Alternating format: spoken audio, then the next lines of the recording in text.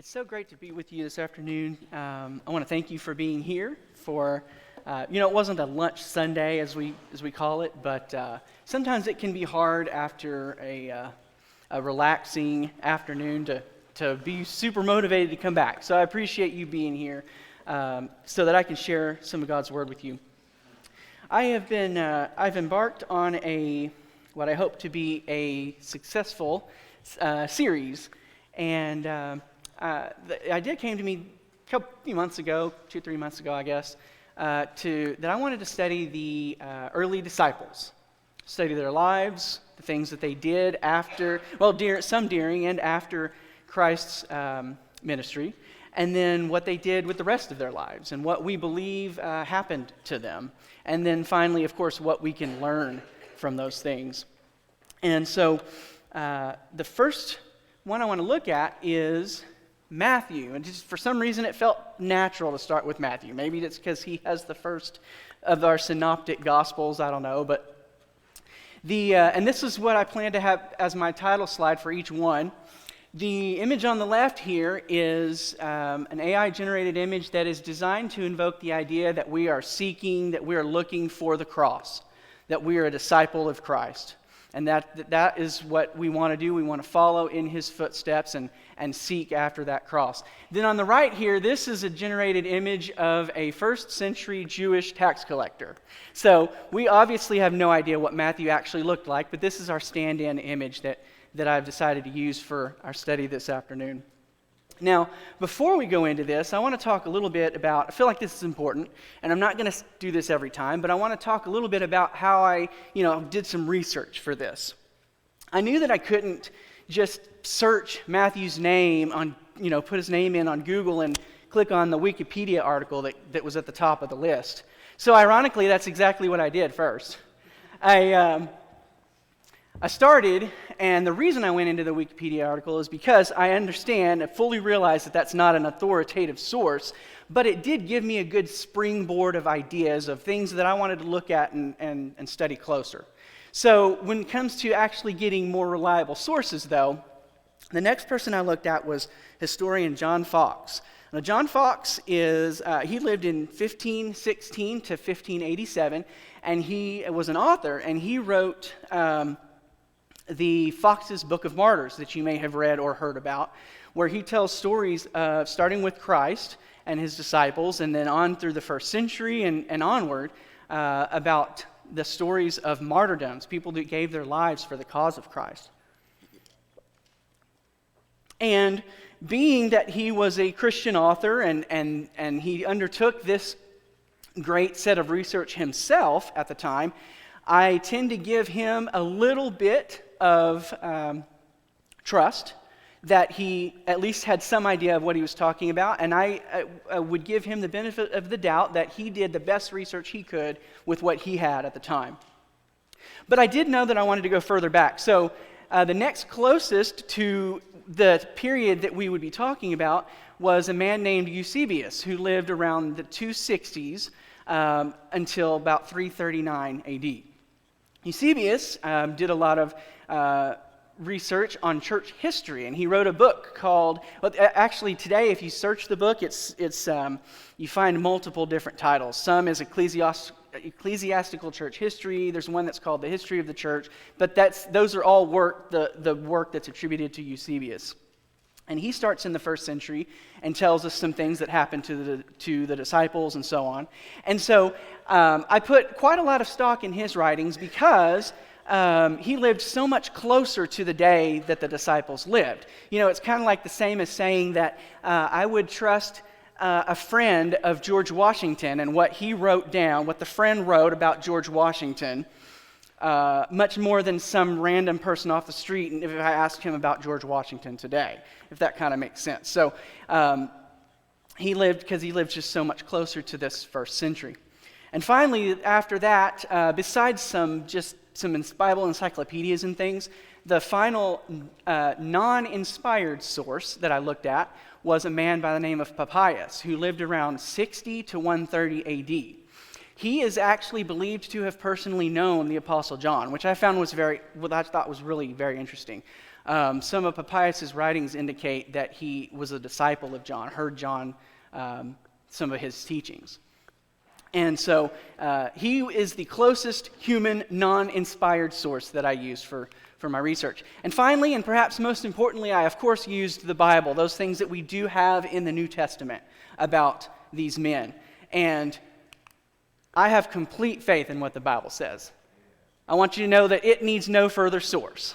And I just thought it was very important to talk about all of this to you, just so that you know that, I don't know, it was important for you to know that I didn't just randomly search things. I took this very seriously, and I was very interested in this, and I'm kind of been very excited about starting this. So I hope that you'll enjoy as we move forward. So let's start talking about Matthew a little bit. He has two names that we find in the scriptures, known as both Matthew and Levi. And this is a little poorly worded. He's not known as Matthew and Levi in Mark and Luke, but Mark and Luke call him Levi. And you'll see that in a couple of verses. Mark 2:14, it says, "As he passed by, he saw Levi, the son of Alphaeus, sitting at the tax booth, and he said to him, 'Follow me,' and he rose and followed him." And we see there that Matthew's father's name was Alphaeus. And then also in Luke 5, verses 27 and 28, it says, "After this, he went out and saw a tax collector named Levi sitting at the tax booth, and he said to him, 'Follow me,' and leaving everything, he rose and followed him."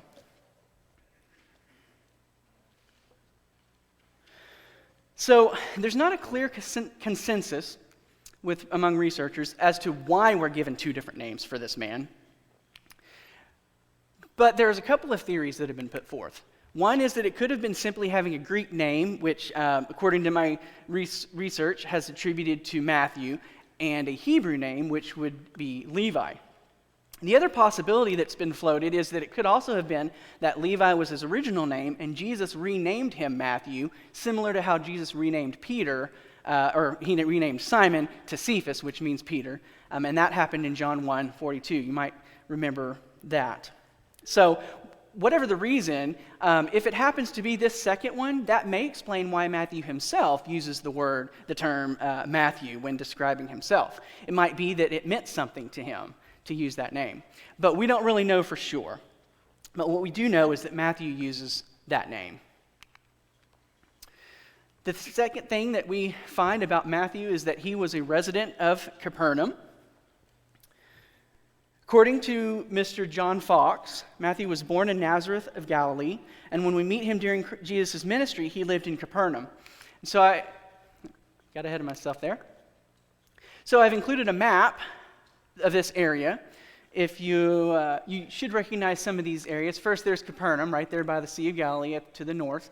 Some of these other names you might recognize: Bethsaida, Seleucia, Magdala, and then right over there at the very edge of this picture here is Cana. Cana is where Jesus and his disciples attended a wedding, and Jesus performed his miracle of turning water into wine. So that's kind of the area that we're looking at. Matthew was a tax collector for the Roman Empire. Now, Matthew's job was to collect tribute taxes from the population who lived or traveled through the area near the Sea of Galilee, as we just saw there. And I want you to know, first of all, that Matthew would have been hated for his profession. He absolutely would have been despised by his people. And it's because the Jews believed that it wasn't right to pay tribute to anyone but God alone. They also further didn't believe it was right that a foreign government was occupying their country and forcing them to pay tribute to someone other than God.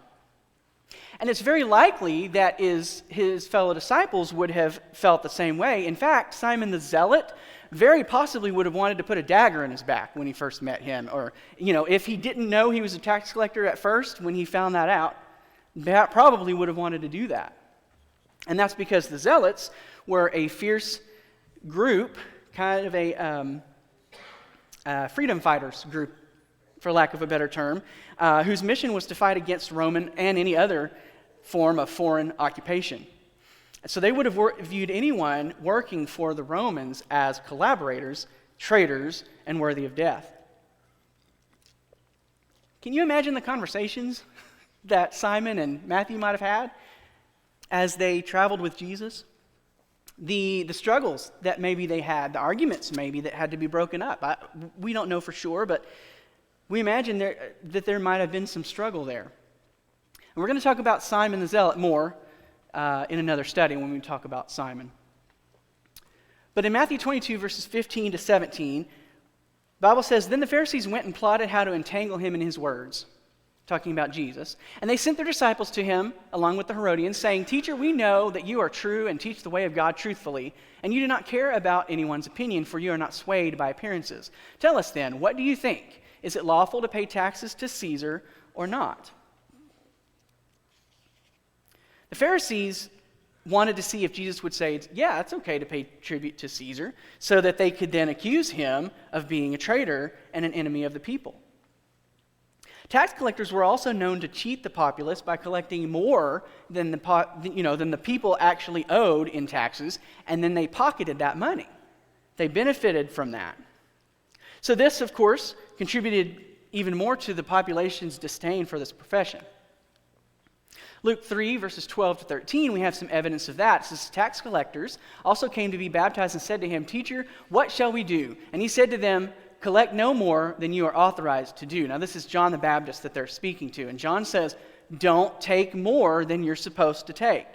So it was known to be a problem. People knew that tax collectors did this.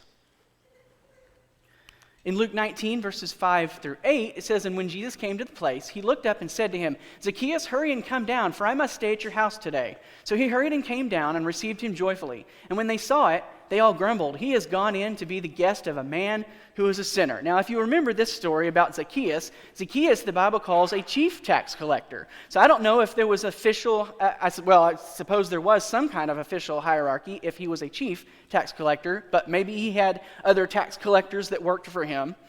And he wanted to see Jesus. He heard Jesus was going to be walking through that area. But unfortunately, he was a short guy. I can understand that. You know, I've been in big crowds. It's hard to see over big crowds. So Zacchaeus climbs up in a tree because he knows he can get above everybody and he can see Jesus. And this is what Jesus tells him when he came up and looked up and saw him in the tree. And then continuing in this story, it says, "Zacchaeus stood and said to the Lord, 'Behold, Lord, the half of my goods I give to the poor, and if I have defrauded anyone of anything, I restore it fourfold.'" So Zacchaeus admits that he might have and probably had done this.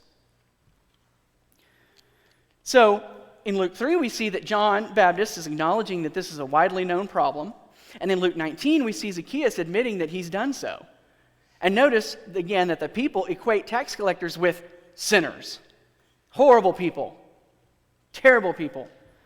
There was clearly no love lost between the people and tax collectors. And so, this afternoon, these are the screens I want to have you take something home with you this afternoon. Number one, have you ever been hated for your past? You ever done anything, worked a job that people looked down on? Maybe you worked for the IRS. I don't know. Today, we don't like to pay taxes either. Or maybe if it wasn't an occupation, maybe it's your actions. Maybe you've done something that has alienated you from those that you love. Maybe it's caused church discipline, as Brother Mike talked about this morning.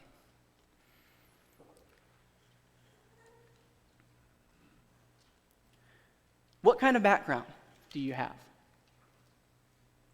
Do you acknowledge those past sins and repent of them? Luke 19, verse 9 to 10, says, "And Jesus said to him," this is still Zacchaeus, "Today salvation has come to this house, since he is also a son of Abraham. For the Son of Man came to seek and to save the lost." You see, Jesus acknowledges Zacchaeus' sin, his need for salvation, and his own mission to save those who are lost. He also points out that he is a son of Abraham, meaning that he places value on him. Jesus saw Zacchaeus and Matthew as precious people, despite the fact that they were tax collectors, and offered redemption to them. And he can offer redemption to you too. So that's the first thing I want you to take home with you this afternoon.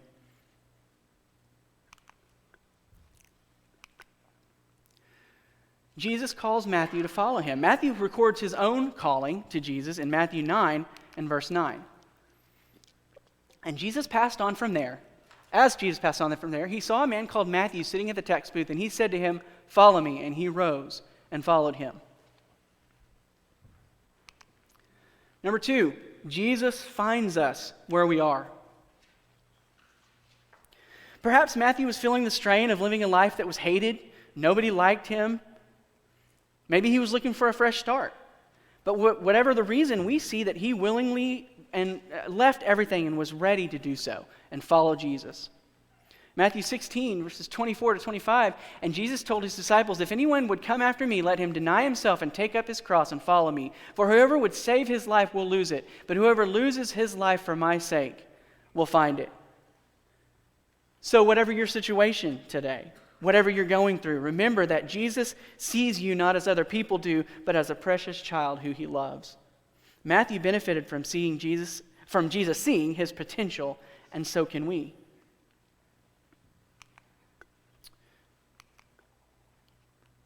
Now, the next part of the story here is that they ate at Matthew's house after Matthew was called. And I actually it just had never occurred to me that this was the case until I was studying this. But in Mark 2 and 15 it says, "And as he reclined at table in his house," we were talking about Matthew, here in Mark called him Levi, but we were talking about his being called, and then they reclined at table at his house. Many tax collectors and sinners were reclining with Jesus and his disciples, for there were many who followed him. And then Luke 5 and 29, "And Levi made him a great feast in his house. And there was a large company of tax collectors and others reclining at table with them."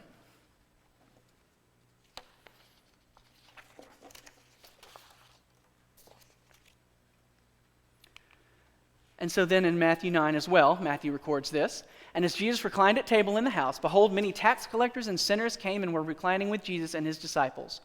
And when the Pharisees saw this, they said to his disciples, 'Why does your teacher eat with tax collectors and sinners?'" So we see that this is Matthew and probably a lot of his former associates that are there at dinner with them in this occasion. Pharisees are grumbling about how he's eating with tax collectors, those horrible people. Number 3, I want you to know today that your background isn't too much for Jesus. Jesus offers salvation and hope to everyone, not just the ones that others think deserve it. And he explains what he feels about this at the dinner table. Matthew 9, 12, and 13, "But when he heard it, he said, 'Those who are well have no need of a physician, but those who are sick. Go and learn what this means. I desire mercy and not sacrifice, for I came not to call the righteous, but sinners.'" Now notice that Jesus does not argue or contest the notion that tax collectors are equated with the worst sinners. He actually mentions this in Matthew 18 as well, that one of the verses that we read this morning. But he sees people differently. He sees them not as worthless sinners, but precious souls that have potential. No matter where you come from or what you've done, Jesus can use you for his kingdom and for the glory of the Father. I want you to know all you have to do is get up and follow him.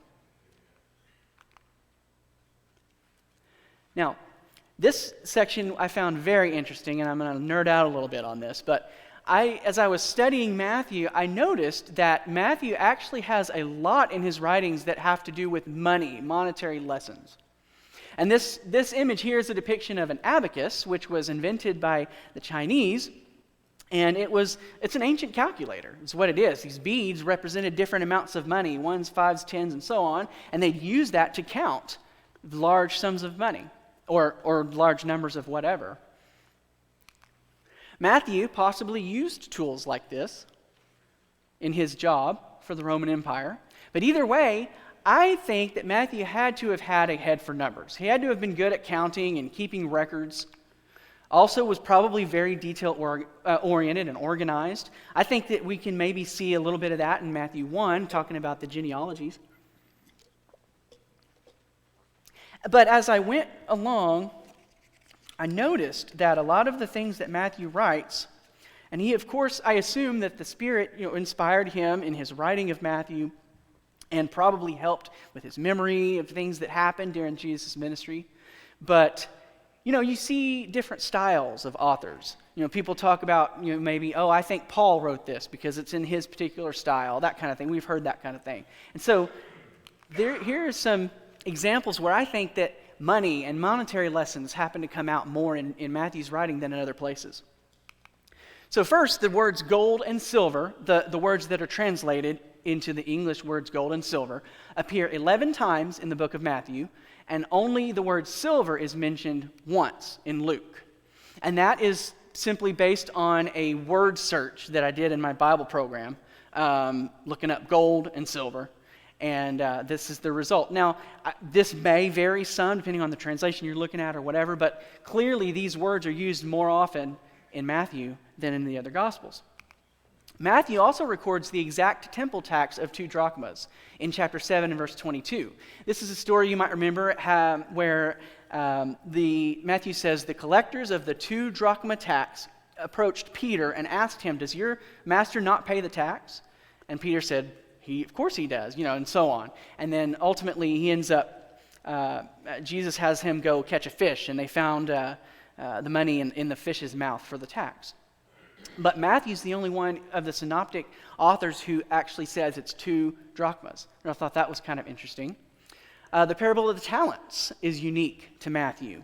That's in chapter 25, verses 14 to 30. If you remember the parable of the talents in the story, there was a master of a house who went on a long journey.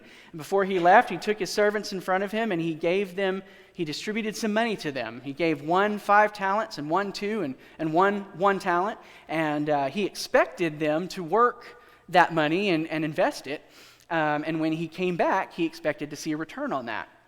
And the one that had the 5 talents, he went and invested, and he came back with 10. The one with 2 invested and came back with 4. And then one with the 1, unfortunately, he went and hid the talent and didn't do any investing with it, just kept it. And when the master came back, he simply returned his talent to him. And he's chastised by the master for not doing anything to work with that talent. Now, there is a parable of the minas that we find in Luke. But it's a little bit different.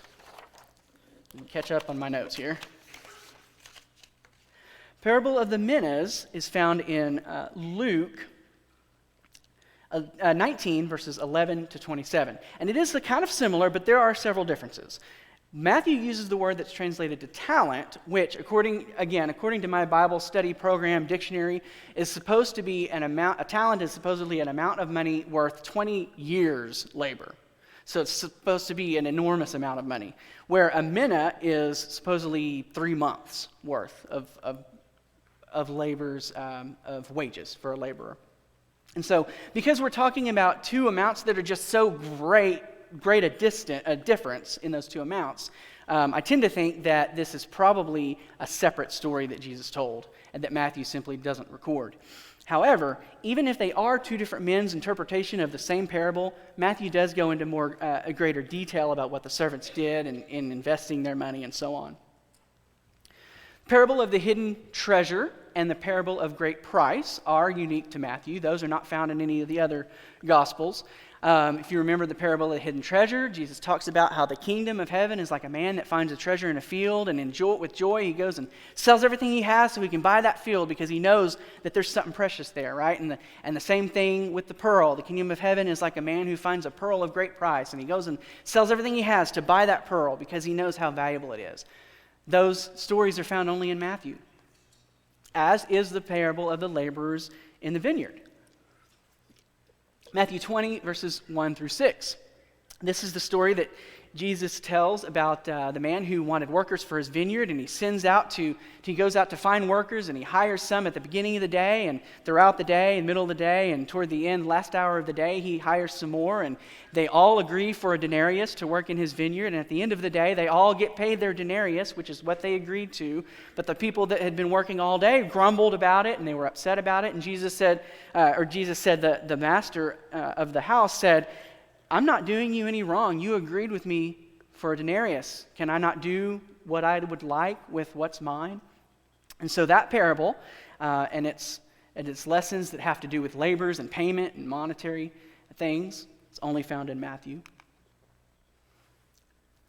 A couple others. Matthew alone records Judas's payment of 30 pieces of silver. I thought this was very interesting. I had no idea until I looked into this.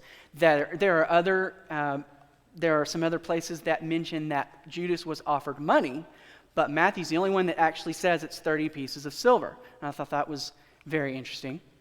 Matthew alone records the bribe given to the tomb guards after Christ's resurrection in 28, verses 11 to 15. Brother West mentioned this verse when he talked about the guard at the tomb. Matthew's the only one that records this story, that they were given hush money to be quiet about the resurrection. I thought that was very fascinating. And so what this leads to is the idea that Matthew used abilities and his experience and the knowledge that he had to teach us about Christ. So what abilities do you bring to the Lord? What things are you good at? What do you have a talent, not the monetary term, that you can use to contribute to God's work? You know, I personally, since coming to this congregation, I have personally seen people that have built things with their own hands to give gifts to people. I've seen people send out cards, make calls. I've seen people help with things around the building, with cleanup. And it's a blessing. It's a blessing to see that. 1 Corinthians 12 and verse 12. We're going to read 12, 17 to 18, and verse 28. For just as the body is one and has many members, and all the members of the body, though many, are one body, so it is with Christ.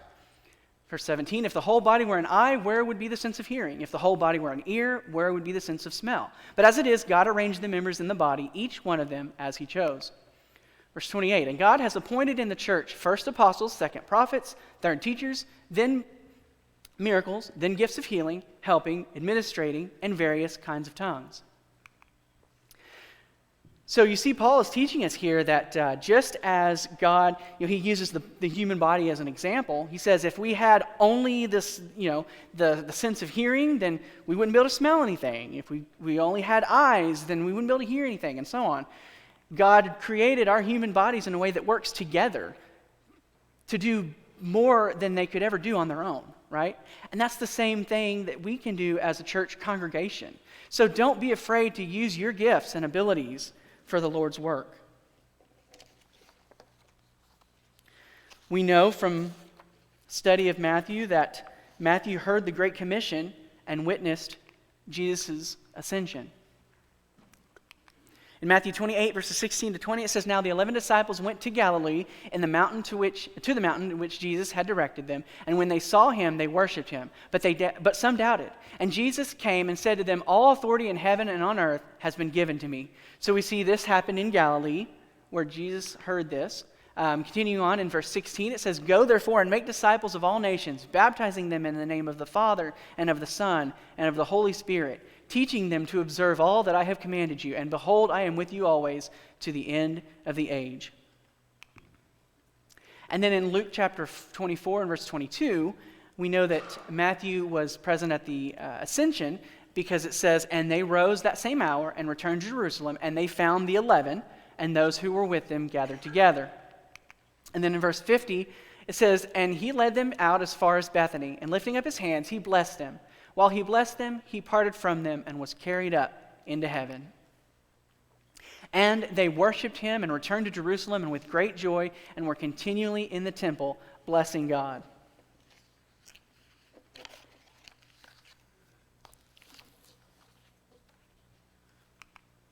What an amazing sight that must have been. Can you imagine that? Seeing the man that you have sweated and worked and toiled with for 3 years, whom you lost and mourned for 3 days. Now you see him standing before you and he gives you a mission and then he is lifted up into the clouds. To me, that just seems like that's something, I have no doubt they never forgot that. Never forgot that image. So the next thing I want to talk about is take the Great Commission seriously. This image is designed to evoke the idea of traveling. Sometimes traveling alone. Sometimes it's lonely. We have evangelists. Sometimes they have lonely, long drives in this country as they go around to preach the gospel, to help other churches. But it's something that's such an important mission. It's something we must take seriously. And finally, we'll talk about the rest of Matthew's life. This image designed to, of course, supposed to depict our stand-in for Matthew as an older man. we see that Matthew took the Great Commission seriously. According to Eusebius, who was actually quoting Papias, he says that Matthew wrote his gospel in Hebrew, and then John Fox says that it was translated to Greek by James the Less. James the Less, called the Less, and I'll talk about this more later, but he's called James the Less just simply to differentiate him from another James, not because he's any less important per se. But according to John Fox, his gospel was written in Hebrew and then translated to Greek. Also, according to Fox, Matthew later traveled to Ethiopia and the Axum kingdom to preach and plant churches. And according to some sources, now this may not have been the Ethiopia that we think of that is in Africa today, but an area south of the Caspian Sea. So I want to give you just a couple of different things that I found on this. Now, this is a map of Ethiopia and the Axum kingdom right there, kind of in the middle, near the Horn of Africa here. I believe they are talking about this Ethiopia. However, if it was this area south of the Caspian Sea, we would be talking about northern Iran here, what's modern day Iran. After this, Fox says that he traveled to Parthia and did the same thing, preached, and planted churches. And so this is an image that shows the Parthian Empire. This is supposed to be as it appeared in around 81, so this would be 50, 60 years before this. But there's the Parthian Empire. And then finally, Matthew returned to Ethiopia, and this is still according to John Fox, and was killed by a halberd weapon around AD 60, sealing his legacy as a martyr for Christ. And I had to look up exactly what a halberd weapon was, and here's some examples. A halberd weapon is a pole weapon that has a spear on the end, but then it also has an axe-like shape to it as well. And so you could use this weapon, somebody that's skilled in the weapon could use it in multiple ways. Of course, you could actually spear someone with it. You also could chop with it, and you could sometimes use that axe as kind of a hook to hook somebody and pull them off, maybe off of a horse or something like that. So, examples of halberd weapons that are believed to have been what killed Matthew.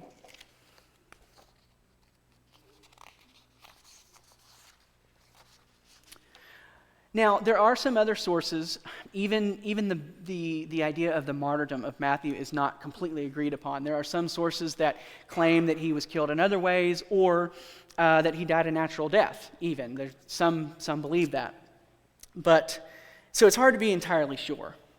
But assuming he was martyred, that Mr. Fox was right, I want to talk about where he's buried as well. Now, there's no way to be 100% sure on this.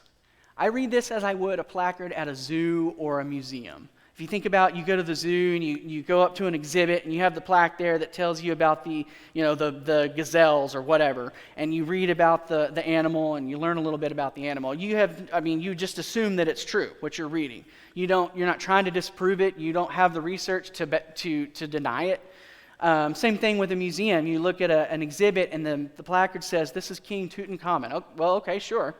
I have no reason to disbelieve that. That's kind of the way I look at this. So, according to church history, Matthew is believed to have first been buried in Ethiopia, where he died. And then in AD 954, his believed remains were moved to Salerno, Italy. And today, they are currently kept in the crypt of St. Matthew's Cathedral there in Italy. And of course, Italy, Rome, and the surrounding areas of Europe there is where a lot of these old relics are kept. And of course, they get a lot of tourism and pilgrimages there because of that.